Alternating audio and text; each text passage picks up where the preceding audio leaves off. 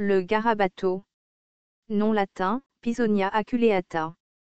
Famille, Nyctaginaceae. Nom commun, garabato. Propriétés. Des études ont montré des propriétés anti-tumorales, anti-inflammatoires, anti-diabétiques, anti-ulcères, anti-hyperlipidémiques, hépatoprotectrices, antioxydantes, analgésiques, antipyrétiques, anti-ADN, anti-idématogènes, antituberculeuses. Parties utilisées. Écorce, racines, feuilles. Distribution. Pantropicale, dans les Amériques tropicales et subtropicales, sur les côtes de l'Afrique, à travers l'Asie jusqu'à la Nouvelle-Guinée, l'Australie et la Nouvelle-Calédonie. Botanique. Le garabato est un grand arbuste grimpant, lisse ou légèrement velu, aux branches pendantes, armé d'épines solitaires, axillaires et recourbées, qui mesure environ 1 cm de long. Les feuilles sont brillantes, ovalo-oblongues à elliptiques, de 6 à 10 cm de long, avec les deux extrémités pointues. Les fleurs sont portées en cimes axillaires et terminales, pédonculées. Les fleurs mâles sont blanc jaunâtre, en forme de cloche, de 4 à 5 mm de diamètre.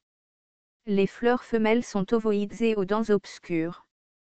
Le fruit est étroitement oblongo-clavé, à 5 côtes, de 7 à 14 mm de long, visqueux, à côtes muricacées, avec plusieurs rangées de glandes.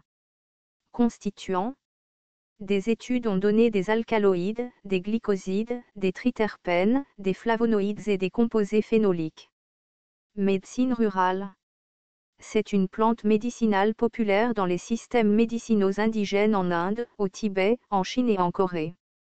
Les feuilles sont utilisées, fraîches ou séchées en décoction, pour traiter les problèmes de peau tels que la gale et les ulcères. Les racines sont purgatives, elles sont utilisées pour traiter la toux. Une décoction d'écorce et de feuilles est utilisée à la fois en interne et en externe pour soulager les rhumatismes et les maladies vénériennes. Aux Philippines, une décoction de feuilles fraîches est utilisée pour laver la gale.